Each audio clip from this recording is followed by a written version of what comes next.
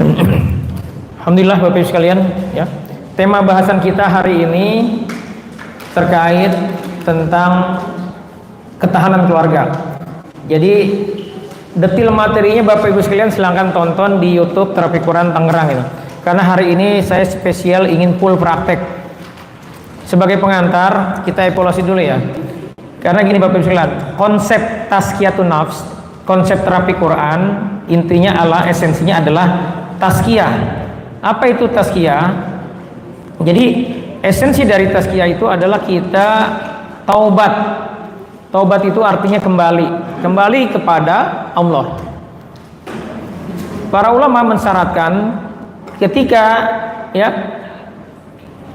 tazkiyah ini benar-benar efektif, taubat itu efektif sebagai sarana tazkiyah adalah dengan cara kita tahu dulu dosanya apa, lalu kita ngaku bahwa itu salah gitu.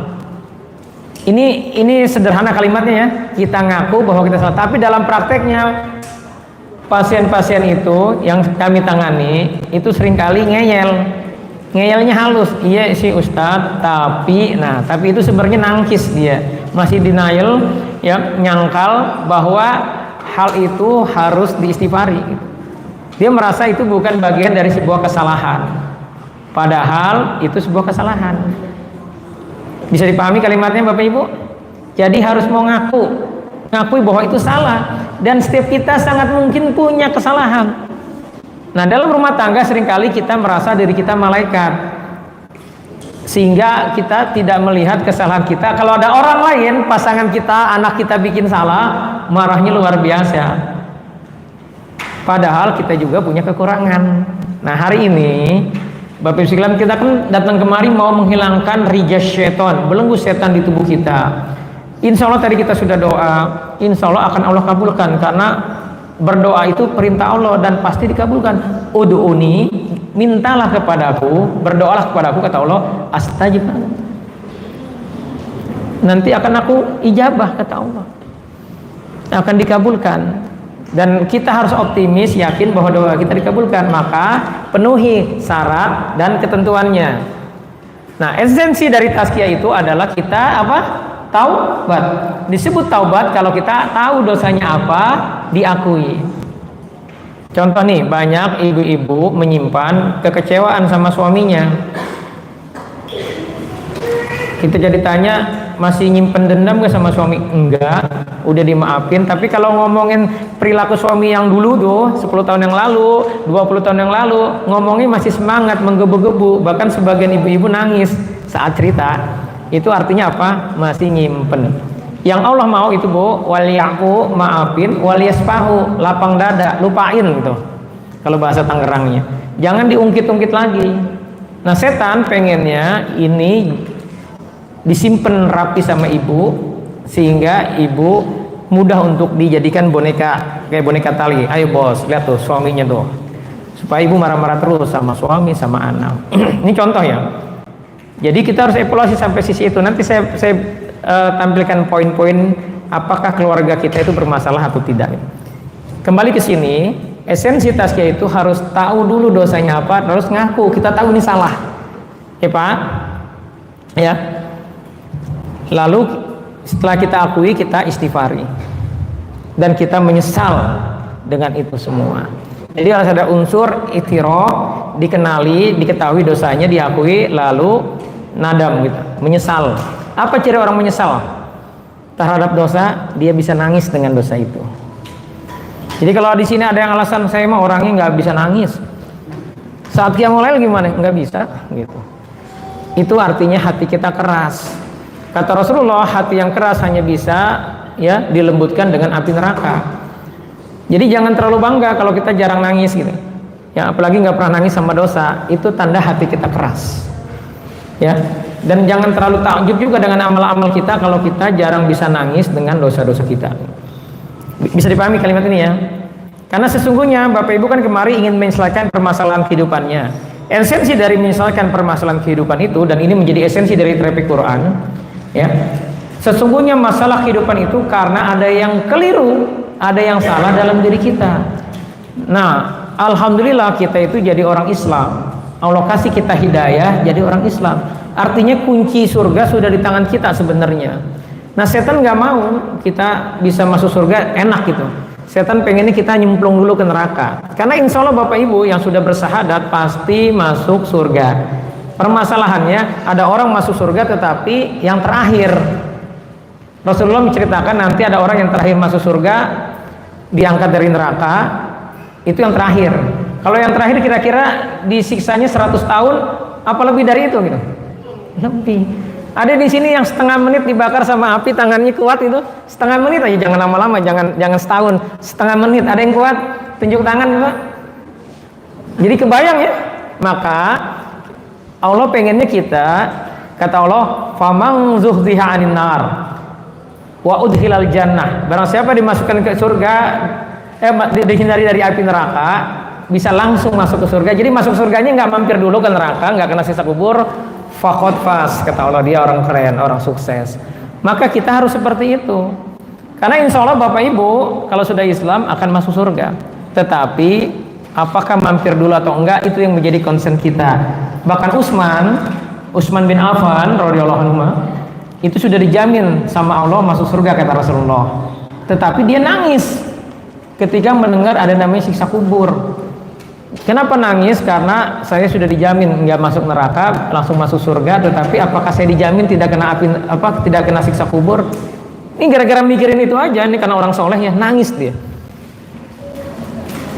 Jadi Bapak Ibu sekalian, baiknya Allah itu kalau kita bikin salah, cara Allah negur kita halus, ya halus banget, dikasih kita masalah. Jadi sesungguhnya kalau Bapak Ibu hari ini merasakan kalau skalanya 1 sampai 10, hati itu 10 paling lapang bahagia, 1 paling gak bahagia. Kalau kita ya di bawah 8, artinya ada yang salah di diri kita. Apalagi kalau Bapak Ibu masih pusing nih, mikirin perilaku anak, mikirin perilaku suami, mikirin perilaku istri, Pak, itu jangan-jangan ada dosa di diri kita yang belum diistighfari. Apalagi kalau Bapak Ibu ya udah sebulan ini nggak bisa qiyamul lail, udah sebulan ini bahkan 6 bulan dari Ramadan selesai sampai hari ini nggak bisa puasa sunnah. Ini artinya Bapak Ibu sedang dalam masalah, ada dosa yang menghalangi kita untuk dapat kebaikan. Mau baca Quran kayaknya berat banget gitu, bawaannya bete aja, marah-marah melulu. Nah, jangan-jangan ada dosa yang belum diistighfari. Karena sesungguhnya kata Allah ya di surat Ar-Rum ayat 41 nih, zaharul fasadu fil barri wal bahri bima kasabat aydin nas. Telah tampak kerusakan di muka bumi ini dalam kehidupan kita ya, itu sebabnya karena ulah tangan kita sendiri. Liyujikum badilajin minhu, sebagian dari perbuatan kita Allah balas sebagian kecil, benar. Tujuannya apa kata Allah? Bukan mau zolimin kita, tapi la'alahum yarjihun, agar kita kembali kepada Allah.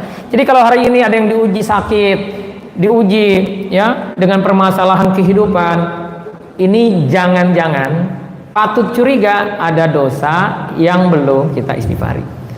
Apalagi kalau sampai pusing kepala ibu, bapak pusing kepalanya, ini anak masalah terus gitu, ini istri galak banget gitu.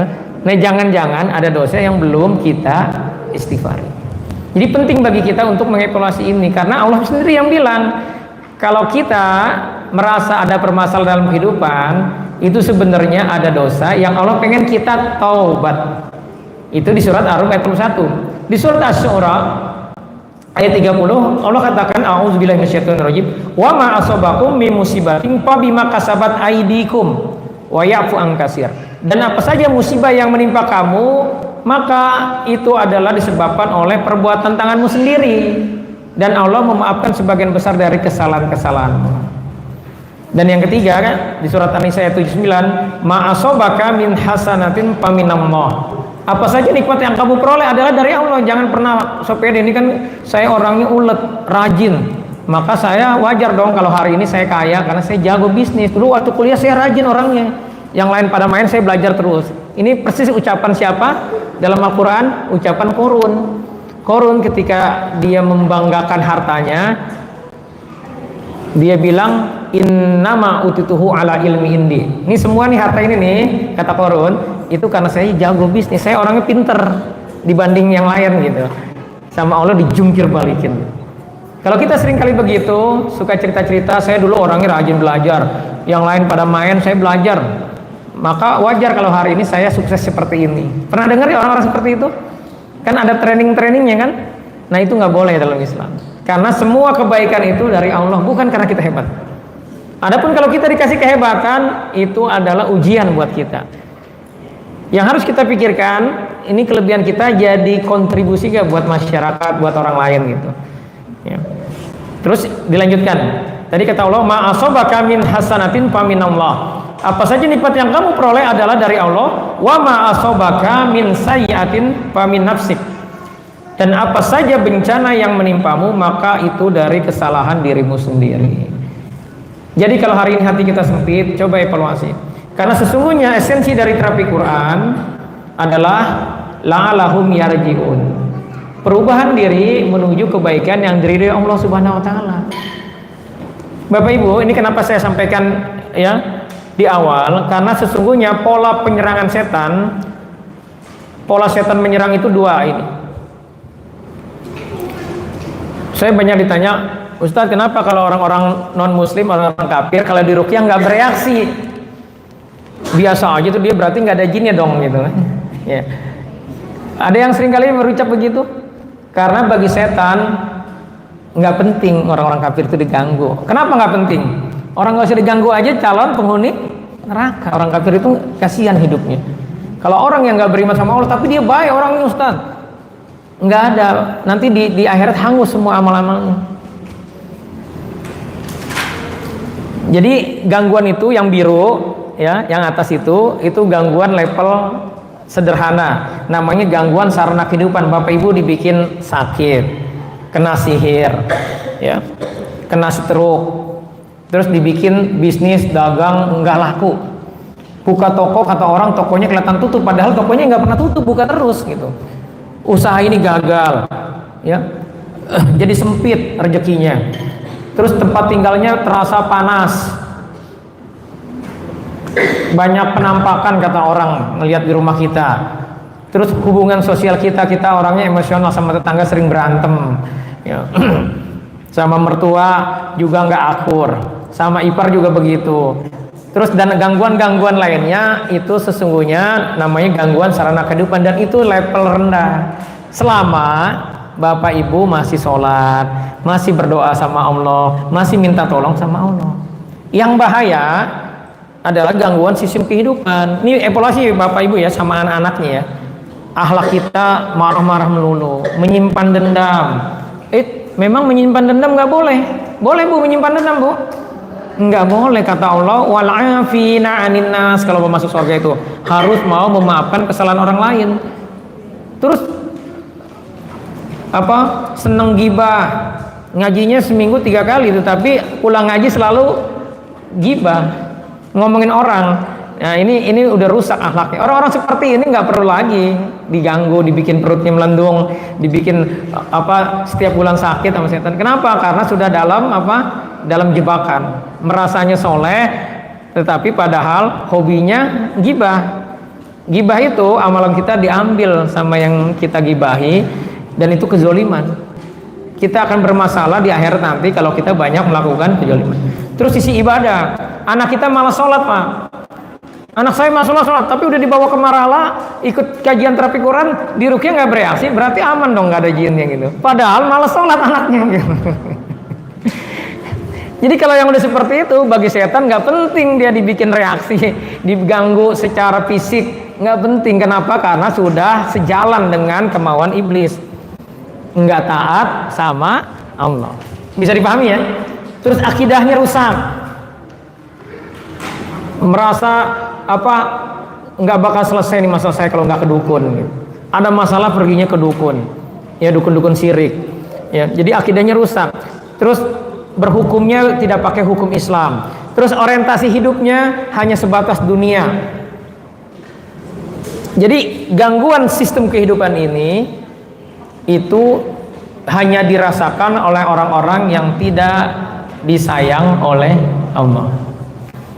Sementara orang-orang yang dia disayang oleh Allah, orang soleh sekalipun, hatta dia ustadz, dia kiai, bahkan Rasulullah aja kena sihir.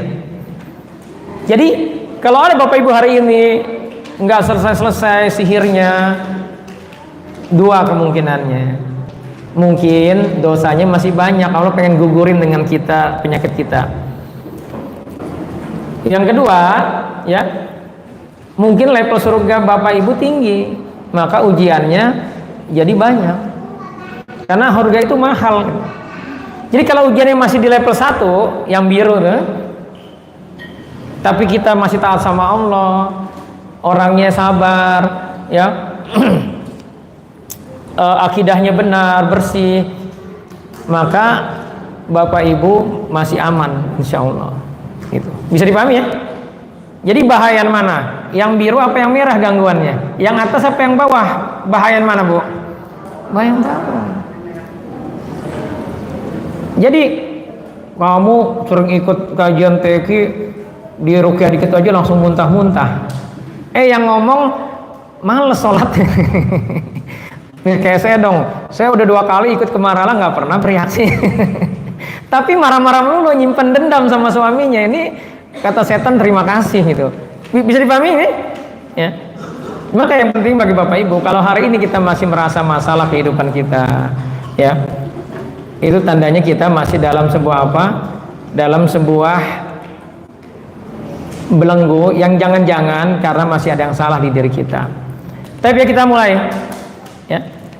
Lihat, ini dievaluasi. Semua berawal dari sini. Yang pertama, tanda masalah dalam keluarga, jarang komunikasi, sibuk dengan urusan masing-masing. Jadi jarang ngobrol, suami dengan istri, istri dengan suami, orang tua dengan anak, kakak dengan adik jarang ngobrol. Ini tanda Pak, Bapak sebagai manajer rumah tangga, ini harus dievaluasi ini.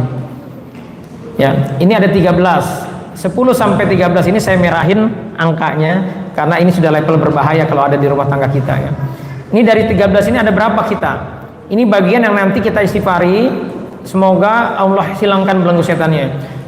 Yang kedua, mudah tersinggung atau mudah marah dengan pasangan atau anak. Yang ketiga, saling menyalahkan dan sulit memaafkan pasangan atau anak. Jadi kita merasa malaikat, pasangan kita salah selalu kita salahin gitu. Salah sedikit aja kita salahin gitu. Karena kita merasa kita nggak punya salah gitu. Yang keempat, menyimpan dendam, kekecewaan, kesedihan baik dengan pasangan atau anak. Nah, ini kebanyakan di emak-emak, bukan di ibu-ibu, di emak-emak. Jadi ibu aman, Bu. Ya. Ya, ini evaluasi, Pak. Istri kita sering kali gak, Pak? Curhat. Masalah kalau cerita nangis. Masalahnya itu terus. Misalkan orang tuanya yang meninggal waktu dia SMP, itu berarti dia menyimpan kesedihan, Pak. Atau masih ngungkit-ngungkit perilaku lama Bapak yang udah 10 tahun yang lalu, berarti dia nyimpan dendam gitu. Nah, ini PR. Mungkin Bapak belum integritas gitu. Bu, memang rata-rata laki-laki itu gengsi minta maaf. Tapi kalau dibikin salah tiba-tiba dia ngajak makan bakso, itu minta maaf artinya, Bu. Cuman dia gengsi aja udah. Apa jangan gengsi karena wanita itu butuh verbal, Pak. Ya. Itu istri kita itu bahagia banget, Pak, kalau kita minta maaf. Ya. Yang kelima, masih bakhil, berat dalam berbagi, suka hitung-hitungan dalam keluarga. Ini bapak-bapak harus evaluasi. Kalau anak kita disuruh sama istri kita minta upah dulu baru mau bergerak, baru mau jalan, nah itu berarti ini masalah ini. Yang keenam, kakak adik sulit kerjasama, bahkan sering bertengkar. Ini jangan anggap sepele ya. Ini ada yang berkonspirasi di keluarga bapak ibu berarti. Kalau kakak adik nggak bisa saling support, ini ada kesalahan pola asuh. Yang ketujuh, sulit bersama atau berkumpul padahal serumah. Yang kedelapan, konflik dengan keluarga besar. Ini kebanyakan lagi-lagi emak-emak ribut sama mertua. Mertua saya galak, Ustaz. Karena ibunya pelit. Coba sering kasih duren mertuanya, sering kasih baju baru, lihat nanti berubah dia. Karena janji Allah, wala tastawil hasanatu wala sayyi'ah. Enggak sama kebaikan dengan keburukan. Idfa billati hiya ahsan. Balaslah keburukan itu dengan kebaikan. Maka kata Allah, kalau kita begitu, mertuanya galak tapi dikasih hadiah terus. Kalau pertama mungkin mertua kita ngomong gini, Bu, nyari perhatian. itu biasa. Tapi kalau sudah 4 kali dijamin berubah. Karena janji Allah, faiza lagi bainaka, ini surat Fussilat ya, ayat 36 ya. Faiza lagi bainaka wa bainahu adawatun ka'annahu waliyyun hamim. Maka kalau kita baik sama tetangga yang ngeselin, sama mertua yang galak, termasuk pas sama istri yang galak, kalau bapak tiap bulan beliin baju baru, berubah. Maka jangan bahil sama istri. Ya, berubah, karena kata Allah nanti kamu akan kaget. Orang-orang yang ngeselin terus kita baikin, nanti tiba-tiba dia jadi teman akrab sama kita. Ini kejadian di zaman Rasulullah. Sofwan bin Umayyah itu manusia paling dibenci adalah Muhammad katanya. Jadi manggilnya nggak Rasulullah, Muhammad. Ya. Dikasih saat Rasulullah punya banyak ghanimah, dikasih 100 unta. Mulai itu berubah dikit, tapi dibilang saya masih benci sama Muhammad. Dikasih 100 unta lagi, agak berubah, tapi masih benci. Dikasih 100 unta lagi. Jadi total berapa itu Pak? 100 tambah 100 tambah 100 berapa ratus? 300. Baru dia bilang kayaknya Muhammad yang paling baik di dunia ini. Akhirnya masuk Islam. Umayyah Sofwan bin Umayyah ini. Jadi ayat tadi bekerja. Maka rumusnya, yang penting Bapak Ibu jangan punya dendam, kesel. Kalau ada orang nggak senang sama kita, tetangga, kasih aja duren, kasih oleh-oleh, sering kasih kebaikan, berubah nanti dia. Ini Allah yang ngasih tahu rahasia ini. Ya. Oke, lanjut ya. Yang ke berapa sekarang? Yang ke-8, konflik. Udah tadi ya. Jadi kalau ada konflik dengan keluarga besar, ya segera Pak pulang dari sini minta maaf, bawain duren ya. Bawain hadiah maksudnya. Yang ke-9, sering sakit-sakitan. Ya Bu, kalau suami Ibu sering pusing-pusing, jangan-jangan gara-gara ulah Ibu. Kalau masak garamnya luar biasa. Mecinnya kebanyakan. Kalau anak-anak kita diajarin susah, jangan-jangan Ibu senang pakai mecin. Jadi evaluasi nih. Ya, ini penting juga kita cek ya, sering-sering general check up ya. Jadi Pak, kalau istri kita suka pusing, terutama tanggal tua, ini Bapak berarti harus evaluasi itu. Karena banyak keluarga bermasalah gara-gara salah satu anggota keluarganya yang sakit-sakitan. Yang ke-10, ini udah mulai merah nih, hati-hati, ada nggak nih? Anggota keluarga malas sholat, anak kita sudah balik masih malas sholat. Ini PR besar Pak. Ada yang salah dalam pola asuh kita. Usia berapa anak disuruh sholat? 7 tahun. Kalau sudah 10 tahun gak sholat disuruh apa? Dipukul. Tapi mukulnya jangan mukul marah, ya. Mukulnya karena mukul cinta, karena anak kita punya potensi masuk neraka kalau dia tetap begitu. Ya, jadi dievaluasi, ada nggak anggota keluarga kita yang malas sholat? Ya. Yang ke-11, anak kecanduan game.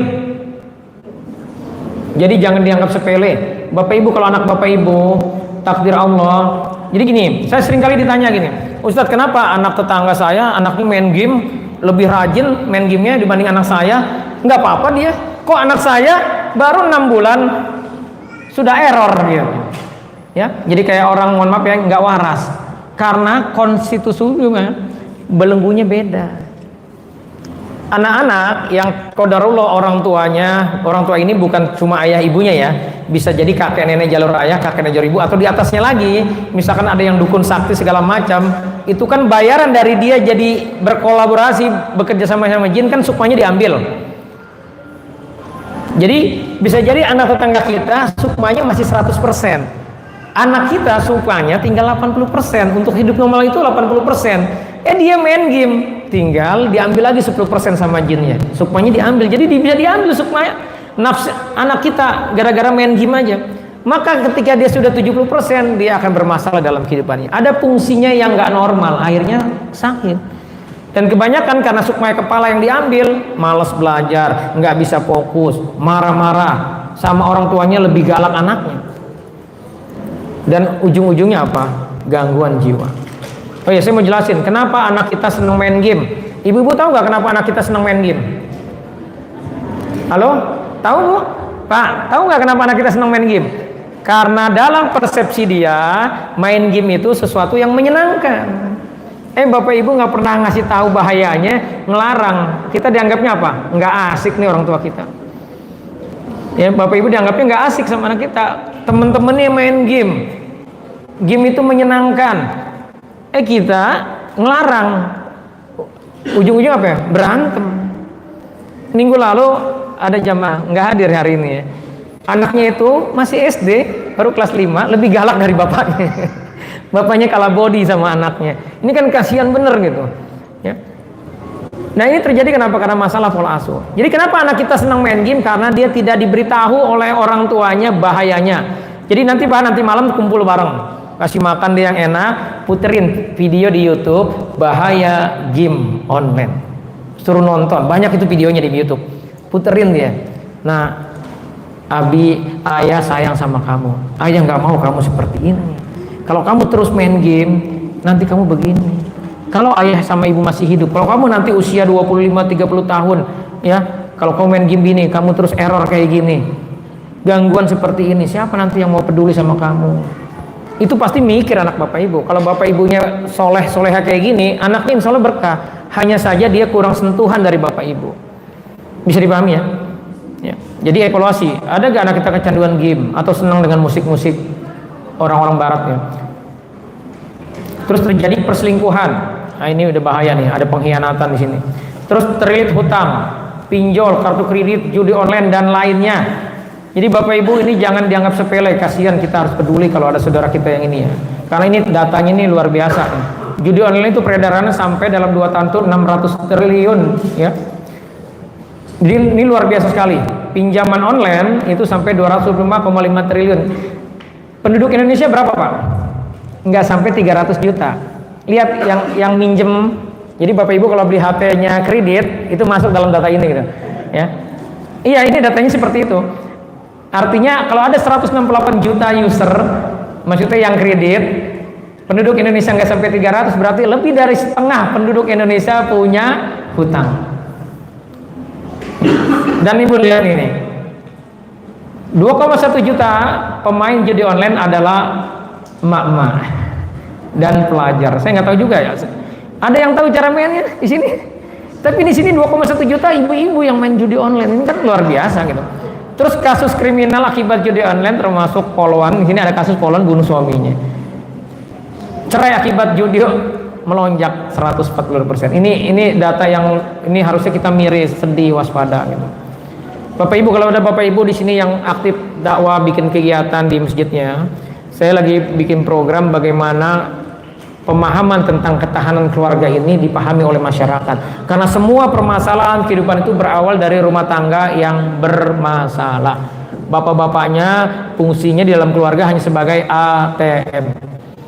Diajak ngomong sama anaknya kalau minta duit aja.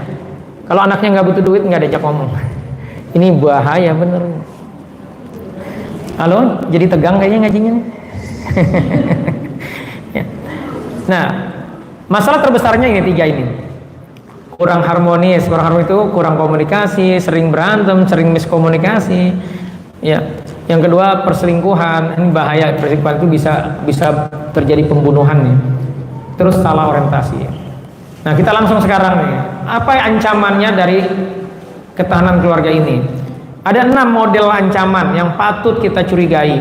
Pertama, rasa hasad orang lain, hasad orang beriman ini kepada kita. Bapak Ibu sebaiknya hindari mengupload kemesraan Bapak Ibu.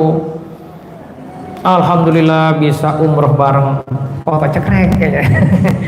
Itu perlu diketahui, tidak semua teman sosmed kita suka. Ada yang asal sombong amat sambil agak kesel gitu.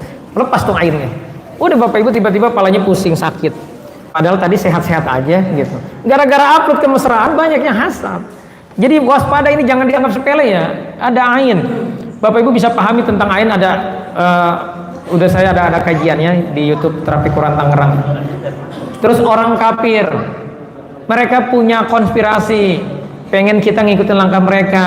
Maka Bapak Ibu jangan muntang-muntang baru dapat bonus nonton bareng di bioskop. Film apa? The Avenger.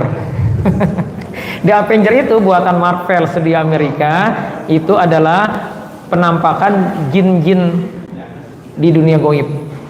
Bapak Ibu, kenapa anak sekarang ada namanya generasi Gen Z maksudnya? Ada generasi apa lagi saya juga lupa itu. Ya, itu sebenarnya produknya iblis. Caranya gimana? Mereka semua ditumpangin semua jin-jinnya, dan film-film itu mengaktifasi itu semua.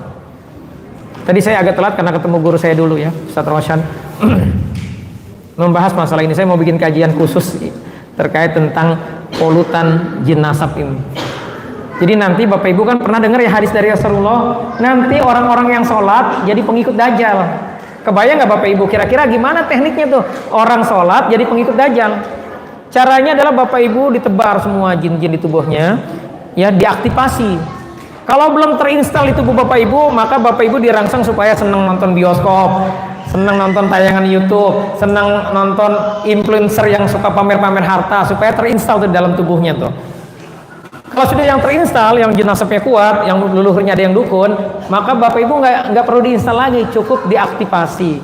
Nah, salah satu teknik menginstalnya adalah Bapak Ibu senang dengan yang berbau main kontrol. Mohon maaf ya, contoh turunannya main kontrol itu Neuralinktic Programming. Turunannya apa? Hipnoterapi. Itu diinstal di tubuh kita. Jadi ini bahaya. Jadi kenapa orang sholat bisa ikut Dajjal? Karena di dalam tubuhnya sudah terinstal. Jadi begitu Dajjal datang, tinggal pencet satu tombol aja, nurut semua dengan keinginan mereka. Dan sekarang sudah tampak, namanya generasi apa? Gen G, gen apa lagi sih? Gen Alpha yang terbaru katanya. Apa ciri mereka? Jiwanya bermasalah, baperan katanya. Ditegur dikit sama atasannya langsung mundurin diri. Padahal nyari kerja susah, ya. Bisa dipahami Bapak Ibu ya. Ya.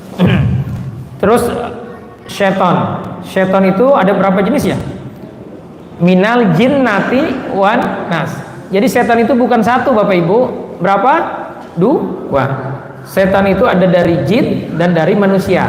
Dedengkot tahu ya? Direktur utamanya siapa? Iblis. Iblis itu jin apa manusia? Apa malaikat? Iblis itu jin. Jadi musuh terbesar kita siapa? Jin, iblis, jin, setan. Dan Allah sudah kasih tahu bahwa hidup itu nggak aman. Hidup itu ada musuhnya. Ini di surat Fatir ayat 6 bagi Bapak Ibu yang belum paham. Inna syaitana lakum aduwwun fattakhidhu aduwwa. Sesungguhnya setan itu adalah musuh bagimu kata Allah. Jadikan dia musuh. Bapak Ibu sudah nonton tayangan saya amalan perilaku penyebab setan betah di rumah kita? Tonton. Apa seneng nempelin apa gambar-gambar Hello Kitty di rumahnya segala macam. Bapak Ibu ya, takdir Allah Bapak Ibu bisa hadir kemari hari ini mendengar ucapan saya ini. Jadi banyak orang Islam setannya difasilitasi di rumahnya. Tapi alhamdulillah anak-anak saya sehat-sehat gitu kan gitu. Ini belum waktu. Karena Rasulullah melarang. Rasulullah pernah janjian sama Jibril.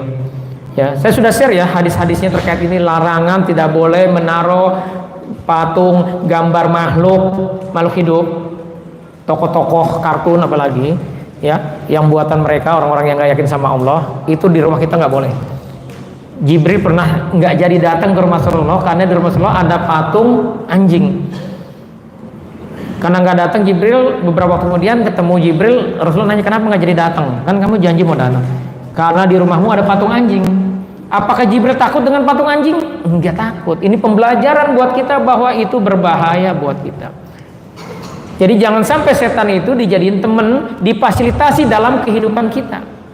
Termasuk mohon maaf yang emak-emak masih punya dendam, artinya setannya ditaruh di dada kita, dipelihara, dikasih sarang. Jadi Bapak Ibu pulang dari sini scanning rumahnya, jangan berani-beranian naruh gambar makhluk di rumah kita, majang boneka anaknya sudah kuliah karena anak perempuan, sayang kenang-kenangan ditaruh di bupet, dipajang, jadinya apa?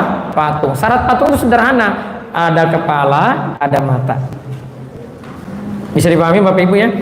Jadi waspadalah. Kalau mau detailnya tonton aja kajiannya di YouTube itu tentang amalan yang bisa menyebabkan ada setan di rumah kita. Jadi kita itu hidup nggak aman, ada musuh, dan dedengkotnya iblis sudah ngancem bahwa dia akan pakai segala cara di surat Al-A'raf ini, dari depan, dari belakang, kiri, kanan. Artinya totalitas iblis itu ya nggak main-main, akan bikin Bapak Ibu masuk neraka, nggak taat sama Allah. Dan amalan prioritasnya kata Rasulullah ini. Jadi gangguan terbesar dari setan adalah bagaimana Bapak Ibu bercerai. Karena kalau sudah bercerai, anaknya pasti menderita. Ini kisah nyata ya. Bapaknya bilang, "Nak, mohon maaf nak, uang bapak sedikit, jadi bapak tidak bisa lagi membiayai kamu." Karena bapaknya sudah punya istri baru. Akhirnya tinggal sama neneknya. Neneknya udah tua, nggak punya penghasilan. Lapor ke ibunya, ibunya udah punya suami. "Nak, mohon maaf nak, ibu dilarang ketemu kamu lagi." Sedih gak tuh anak? Jadi bapak ibu betapa banyak anak-anak korban gara-gara egonya orang tua. Dan perceraian itu datanya tahun 2020, data dari Departemen Agama, ini data dari Pengadilan Seluruh Indonesia, Pengadilan Negeri Agama Seluruh Indonesia, ada 520.000 lebih kasus perceraian dalam 1 tahun di tahun 2020. Kalau di rata-rata dalam satu hari itu ada 1.420-an sekian yang bercerai di Indonesia. Berapa Pak? 1.420.000 lebih. Kalau dibikin rata-rata lagi dalam 1 jam, itu rata-rata 1 pasang keluarga bercerai di Indonesia. Dalam 1 menit berarti 1 pasang bercerai. Kita udah berapa menit di sini? Udah berapa? Ini data yang luar biasa. Dan probabilitasnya, rasionya dari 5 pasang yang menikah, 1 potensi bercerai. Sejalan gak dengan program ini? Iblis itu kata Rasulullah kerjanya nggak kaleng-kaleng, nggak amatiran, dievaluasi pasukannya, ditanya kamu kerja ngapain aja, dan yang paling diapresiasi naik jabatannya dari golongan 3B langsung jadi eselon 1 adalah setan, jin yang bisa bikin cerai manusia. Bapak ibu kalau jadi jin setannya kira-kira apa yang dilakukan? Dibisikin gitu, cerai dong, nggak cerai kalau begitu caranya. Caranya dibikin apa? Ibu dimasukin jin laki-laki, bapak-bapak dimasukin jin perempuan. Jadi ngeliat istri kayaknya kalah cantik dengan istri tetangga, dibikin sering lihat video porno, ona nih padahal punya istri. Ibu-ibu dibikin keras sama suaminya, apalagi kalau ada jin buto hijau di tubuhnya, ya lu udah bakalan dominan sama suaminya. Ini evaluasi bagi ibu-ibu yang baru pertama kali hadir. Pernah gak bangun tidur pahanya biru? Itu berarti ada yang numpang hidup di tubuh ibu, dan itu tanda ibu ditidurin, diperkosa jin gitu bahasanya ya.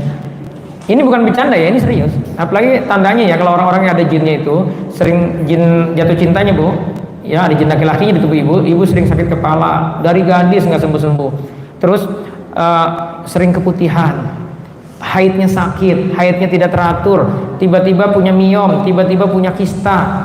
Nah itu patut curiga. Atau pernah keguguran padahal nggak terbentur, nggak jatuh gitu. Ini dievaluasi ya, dan dievaluasi yang sudah punya mantu di anak-anaknya ya. Jadi cara setan ini ya untuk membelenggu kita, misi terbesarnya adalah bagaimana menyerang ketahanan keluarga dari sisi mana? Sisi setan. Selanjutnya sisi penyakit. Ini waspada ya terhadap penyakit ya, karena bisa bermasalah rumah tangga ketika kepala rumah tangganya stroke, kepala rumah tangganya diabetes, istri kita kena kanker, udah fokus kita bakalan masalah ini. Jadi nggak produktif, khususnya dalam mendidik anak. Tetapi sekali lagi, setiap ujian yang harus dipahami bagi bapak ibu yang sedang diuji oleh Allah dengan penyakit, kata Allah, la yukallifullahu nafsan illa wus'aha. Kita nggak bakal diuji kecuali pasti sanggup. Tugas kita adalah tadi apa? Memperbaiki diri. Jangan-jangan ada dosa. Karena orang sakit kalau dia ridho, dosanya gugur. Jadi kalau sudah stroke berapa tahun? 1 tahun, 2 tahun, 5 tahun. Kalau dia ridho sudah berapa banyak dosanya turun, gugur. Saya kena stroke, tapi gara-gara kena stroke jadi rajin qiyamul lail. Ini kan jadi bagus. Gitu. Gara-gara kena stroke jadi rajin sholat, gara-gara sakit jadi senang berdoa sama Allah. Bagus kayak itu? Bagus. Justru itu yang Allah mau. Terus yang berikutnya, ancamannya adalah konten negatif, baik pornografi, judi online, pinjaman online, sama game online ya. Bahkan ada sekarang prostitusi online. Nah selanjutnya ketahanan keluarga, ancamannya adalah krisis dan problem. Kayak waktu kita corona kemarin kan ada fenomena unik. Ibu-ibu lihat bu ya, waktu itu gambarnya viral tuh, banyak ibu-ibu ngantri. Saya pikir ngantri sembako, begitu baca judulnya ngantri untuk minta cerai sama suaminya. di waktu itu di Kecamatan Soreang, Kabupaten Bandung. Ya. Sampai sehari itu ibu-ibu sampai ratusan yang daftar pengen bercerai. Ya nauzubillah min dzalik ya. Semoga kita diberi kesabaran untuk itu. Tapi mungkin ini sebagai pengantar ya. Yang harus dipahami oleh Bapak Ibu, semua ini berawal dari sini. Karena kita punya jin nasab. Jin nasab itu jin dari leluhur. Bapak Ibu ya nggak perlu minta jin ini akan nurun. Ini nggak diselesaikan nanti Bapak Ibu akan kebingungan ya. Ini Bapak Ibu silakan nanti tonton detailnya ya, apa itu jin nasab, bagaimana cirinya segala macam ya. Terus yang kedua jin kasab, yang malah batil. Bapak Ibu yang senang naik gunung, lalu dari gunung bawa oleh-oleh batu, ini batu bagus amat nih, taruh di rumah. Ya, itu kalau itu sarang jin, maka di rumah Bapak Ibu berarti banyak jin yang dipiara. Dan sekali lagi itu jin-jin yang nggak taat sama Allah ya. Kebanyakan jin-jin yang nggak taat sama Allah, dia akan ganggu istri kita, Pak, ganggu anak kita, ganggu kita juga. Ya. Atau Bapak Ibu yang dulu mau merantau dikasih pegangan sama orang tuanya, dikasih pegangan, paham ya? Dikasih jimat biar nggak diganggu orang katanya. Padahal jimat itu dalamnya ada jin yang bersemayam. Jadi pulang dari sini yang seperti ini disingkirin. Ya, ibu-ibu yang dulu sulit jodoh disuruh mandi kembang sama orang tuanya. Nah itu disipari Bu, karena kemungkinan besar ada jin di tubuh ibu. Yang pernah pasang susuk, segera copot susuknya. Ya, jangan sampai nanti kita kalau pernah melakukan amal-amal syirik, kata Rasulullah, matinya akan susah. Kalau ada kasus gitu saudara kita yang susah, dibalurin aja dengan minyak ruqyah ya. Kemarin sudah di-sharekan sama istri saya ya, sama Bu Aisyah, minyak ruqyah itu dibalurin. Ya. Dibalurin minyak. Dan itu rutin. Itu minyaknya sudah diruqyah lebih dari 1 jam gitu oleh saya. Dan saya hanya mau ngeruqyahnya sebulan sekali aja. Saya nggak tahu jumlahnya ada berapa itu di panitia. Ya. Dan itu masya Allah udah banyak lah, sudah puluhan testimoninya terkait itu. Banyak yang pakai minyak itu, tapi karena belum diruqyah ya biasa aja. Walaupun secara konten ingredientnya itu masya Allah minyak itu ada 100 herbal lebih. Tetapi ketika diruqyah itu kan yang saya baca itu ayat-ayat pembatal sihir, ayat-ayat penurun demam, ayat-ayat pembatal ain. Ya terutama ibu-ibu yang senang posting foto-fotonya di sosmed itu sering diusapin wajahnya dengan itu, karena itu ada apa namanya, bacaan untuk pembatal sihir di minyak itu. Ya. Dan itu boleh diminum. Ya. Tadi pagi saya ada pertemuan, ini katanya semalam habis dibekam, kenapa? Karena dapat serangan baru, maksudnya sihir baru. Ya, sihir baru. Saya suruh aja minum. Dan dia punya sakit mah yang udah lama nggak sembuh-sembuh. Ya. Jadi bisa diminum itu, terutama yang sakit mah ya. Sakit mah yang nggak sembuh. Terus yang berikutnya yang bikin hidup kita bermasalah karena di tubuh kita ada sihir. Bapak Ibu patut curiga yang dulu waktu nikah ada orang yang kecewa. Misalkan Bapak Ibu ditaksir sama laki-laki lain, nikahnya sama suami yang sekarang, dia kecewa, ngancem-ngancem lagi. Itu sangat mungkin ada kiriman loh dari ini. Sangat mungkin ada sihir. Kemarin bapak-bapak yang saat saya bacain sihir, ayat-ayat sihir Al-Baqarah 102 datang. Pak Arif nggak datang ya? Yang dari Teluk Naga itu. Itu saat dibacain ayat itu gerak-gerak tangannya. Tapi masya Allah ya, karena dia saya lihat khusyuk ya, baca, terakhir saya tes lagi, udah nggak reaksi lagi ya. Jadi nanti Bapak Ibu fokus saja, karena saya akan fokus di 3 ini. Tapi ulam soal mungkin itu sebagai pengantarnya ya, sebelum kita mulai praktek. Silakan Bapak Ibu yang ingin bertanya. Assalamualaikum warahmatullahi wabarakatuh. Ya langsung aja nih, MC-nya sepertinya lelah nih. Ada yang mau bertanya?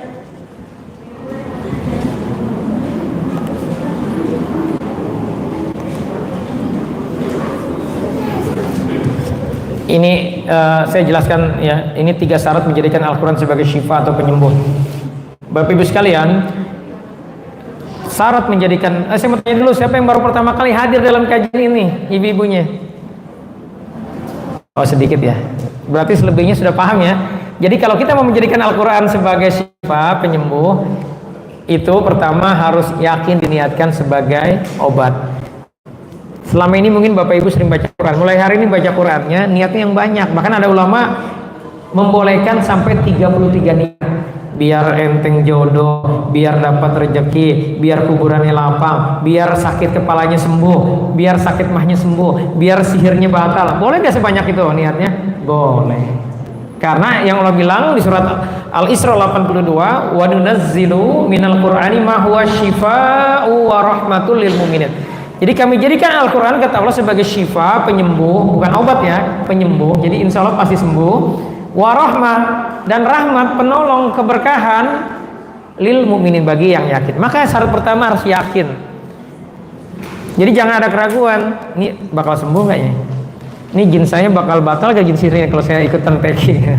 Jadi harus yakin dulu. Jadi nanti diniatkan ya. Yang kedua, ayat tadi surat Al-Isra 82 dilanjutkan, wala yazidu zolimina illa khosaro. Dan bagi orang-orang yang ada kejoliman, Quran itu nggak ngefek kata Allah. Artinya kejolimannya harus dihilangkan. Apa kejoliman itu? Ada dosa yang belum diistighfari, belum taubat. Maka penting Bapak Ibu mengevaluasi akar masalah dari ujian kita hari ini dengan apa? Dengan mengevaluasi perilaku lama kita.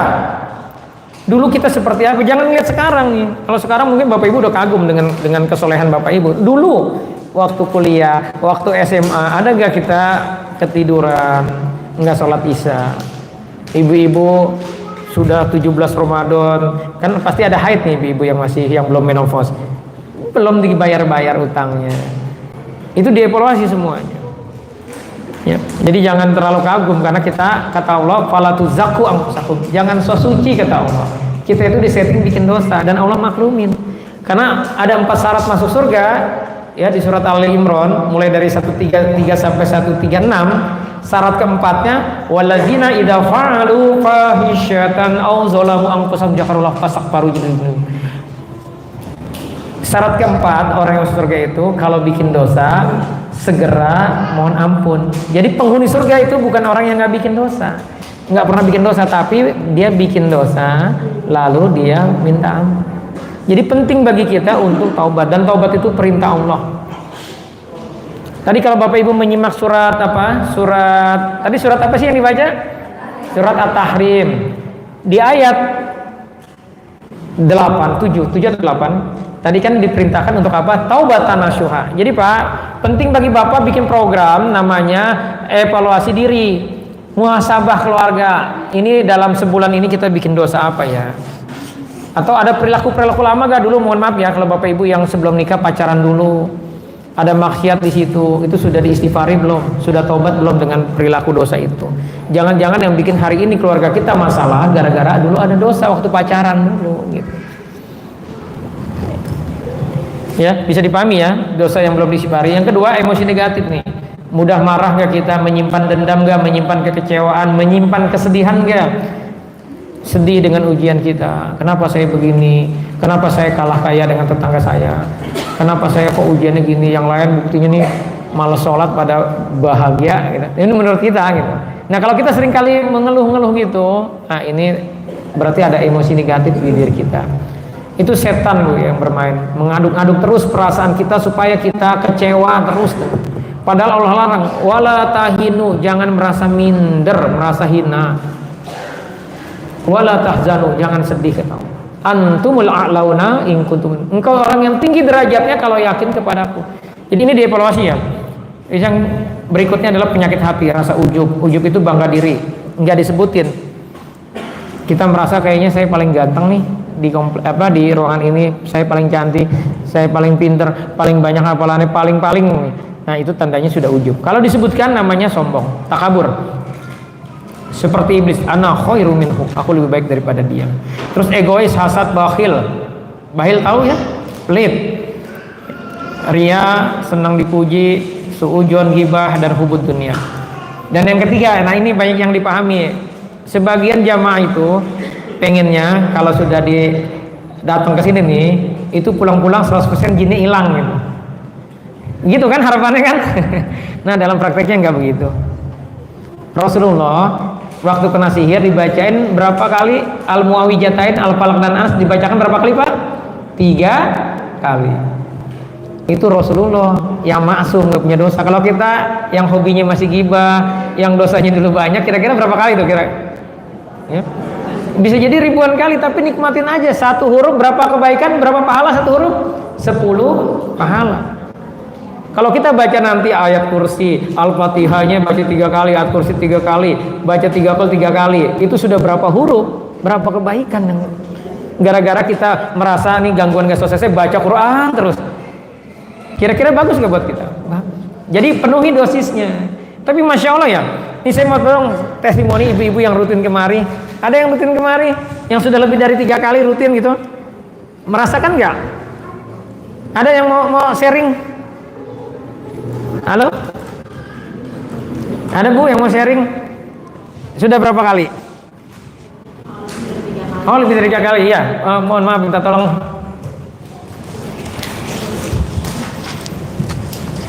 Sebut ya.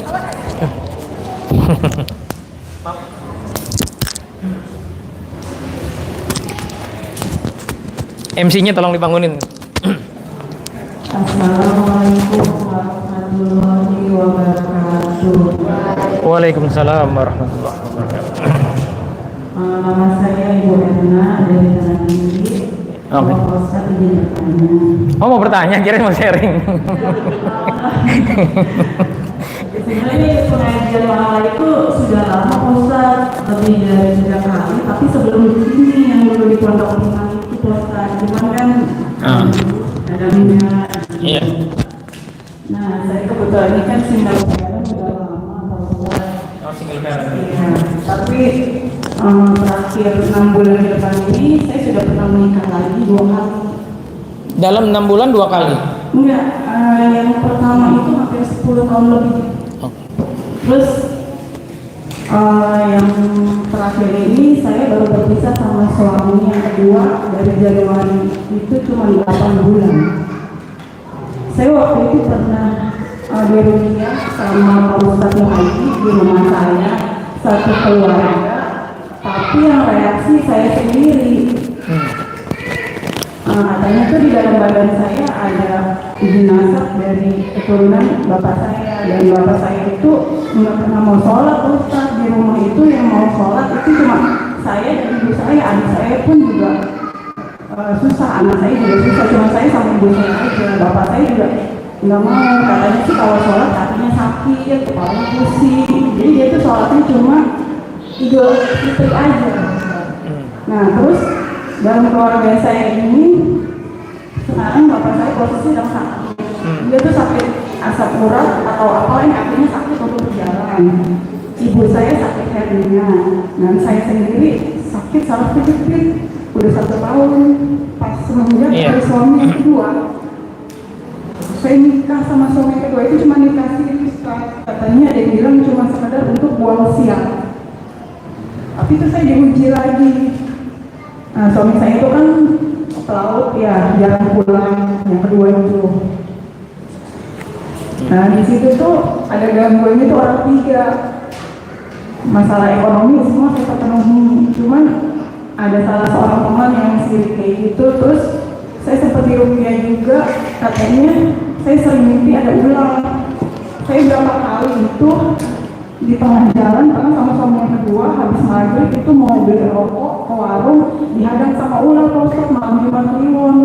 Nyata gitu ularnya? Nyata, ularnya itu di depan jalan. Jadi saya mau naik motor sama suami, kebetulan suami itu nggak bisa naik motor kan, saya bonceng. Itu saya nggak melihat ular itu besar sebesar tangan ini, dia lewat di depan jalan sampai orang-orang tuh pada berhenti.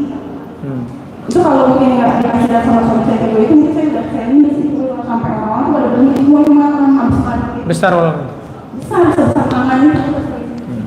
Besar itu. Nah terus yang setelah saya pisah sama suami, saya juga pernah nganterin teman pulang kerja, itu juga ada ular lagi ternyata 2 kali, tapi kecil ularnya. Itu pengaruhnya apa Ustaz?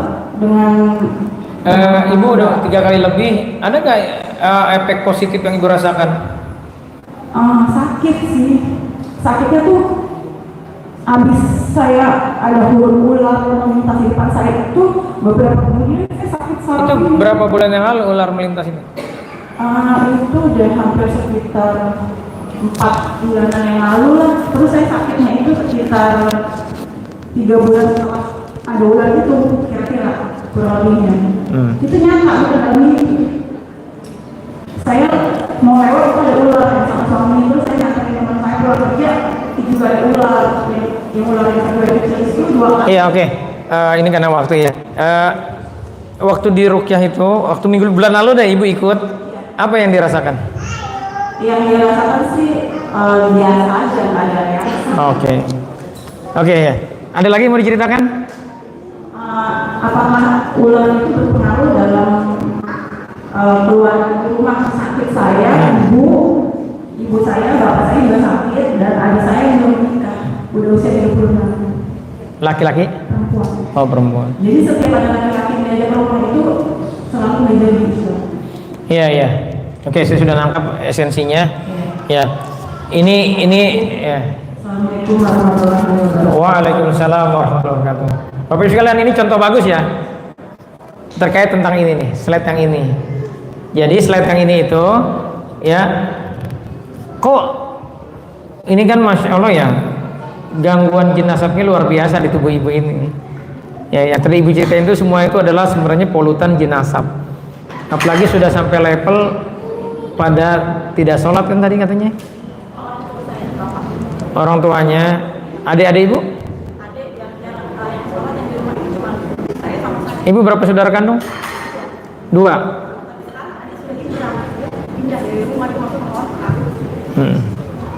Iya, artinya dari 4 orang 2 aja yang sholat, yang 2 lagi nggak sholat.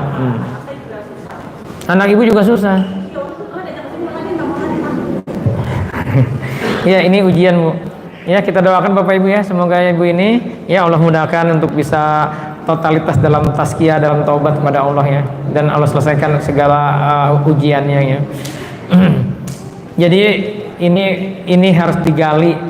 Pertama digali semua kejoliman-kejolimannya, perilaku lama yang menyebabkan seperti ini. Ibu mau jawab bu kalau tanya apa komplainan suami ibu yang pertama? Kenapa dia menceraikan ibu?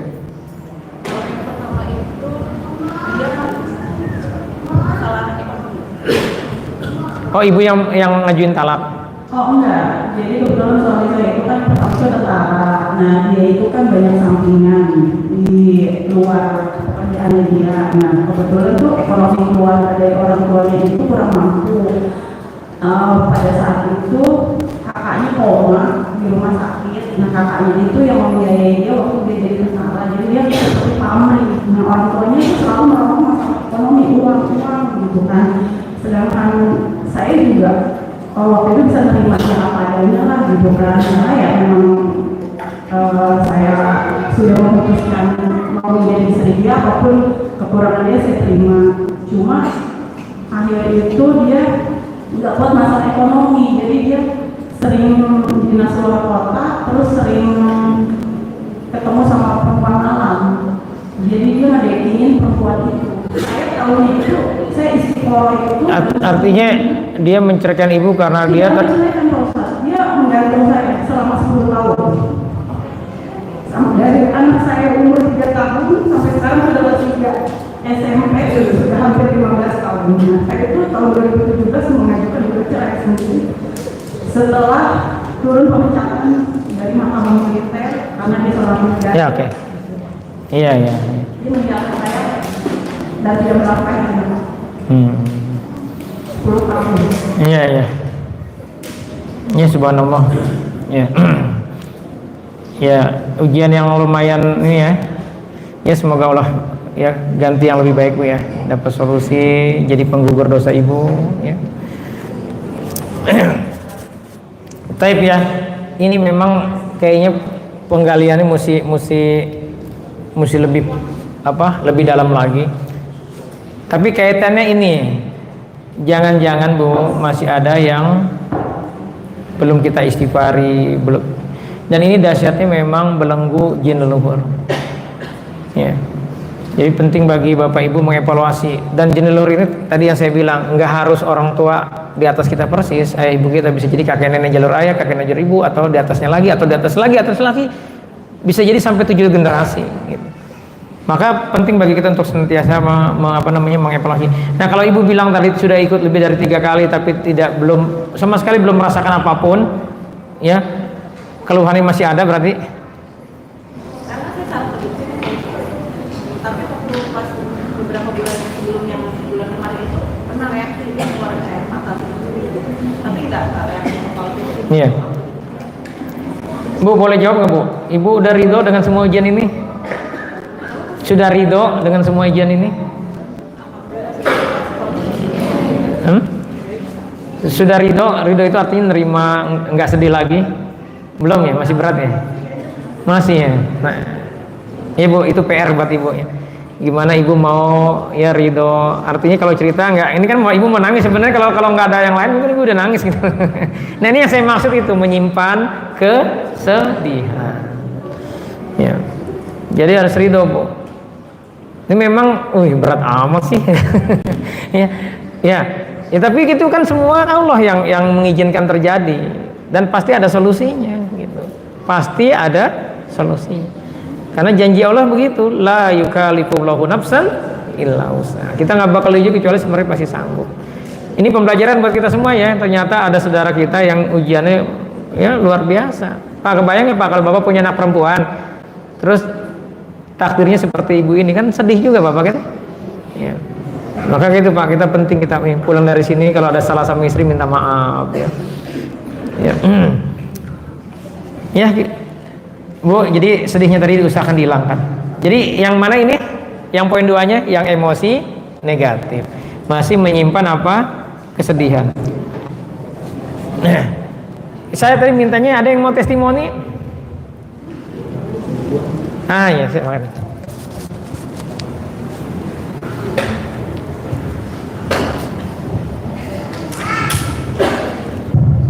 Assalamualaikum warahmatullahi wabarakatuh. Waalaikumsalam warahmatullahi wabarakatuh.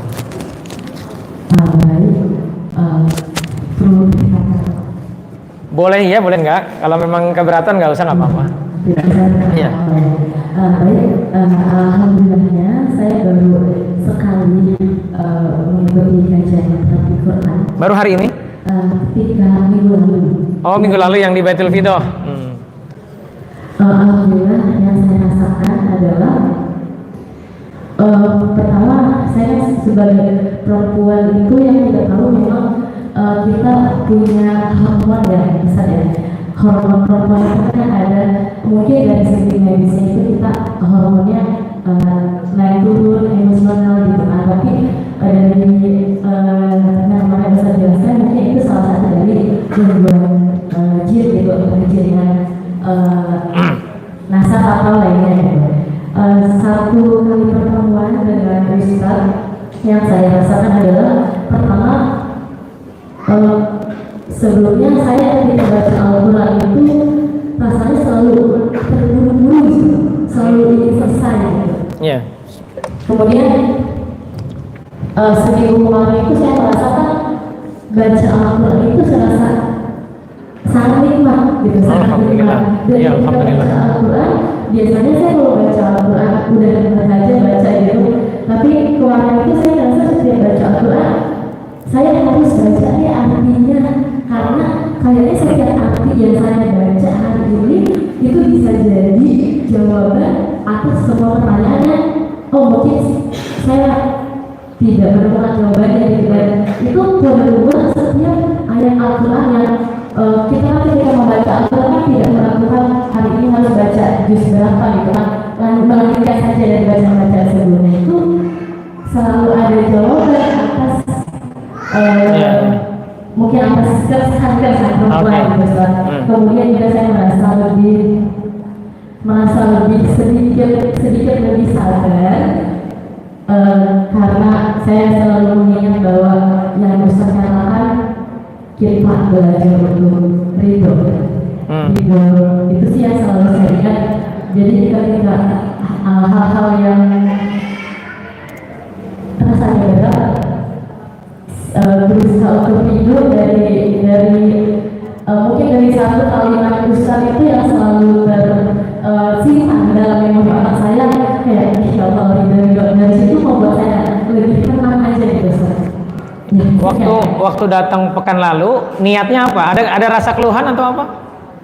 Waktu datang pekan lalu itu sebenarnya sedang tidak kenapa-kenapa gitu ya Ustaz. Cuma saya memang suka merasa tiba-tiba cemas. Oke. Ya, sering merasa tiba-tiba cemas gitu. Dan itu secara tidak sengaja juga melihat story teman ada kajian di Primata ya kalau di sana, dan saya langsung yakin bahwa ini tuh memang berulang ya. Kalau mas saya nggak sengaja buka handphone, itu saya buka handphone sekitar jam 7 ya, kajiannya 7 pagi. 7 pagi saja, jam 7 pagi saya buka handphone, kemudian saya langsung melihat ada kejadiannya itu, dan saya juga belum tahu sebenarnya kalau asal-asalnya di mana gitu.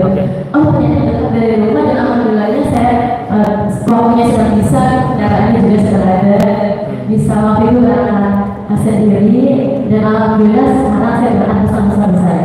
Alhamdulillah. Ya, alhamdulillah. Jazakillah khair. Barakallahu ya atas sharingnya. Terima kasih banyak Ustaz. Ya. Tadi ada kalimat menarik ya. Mentadaburi Quran. Bapak Ibu ini PR ya. Jadi biasakan kita setiap satu hari minimal satu ayat yang kita tadaburi. Terserah apapun. Nah, terkait ketahanan rumah tangga ini PR nih buat bapak-bapak. Pak tadaburi, tolong tadaburi surat Toha ayat 132. Surat apa Pak? Toha ayat 132 ya. Nanti rasakan nikmatnya bagaimana kalau kita sudah paham artinya gitu.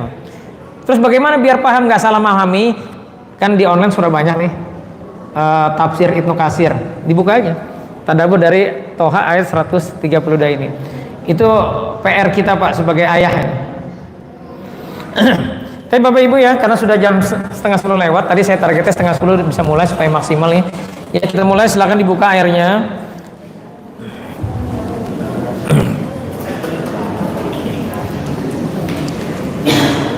Ya kita awali dengan sama-sama kita baca ta'awud, baca basmalah dan mengistighfari semua dosa-dosa kita ya. Kita awali dengan istighfar.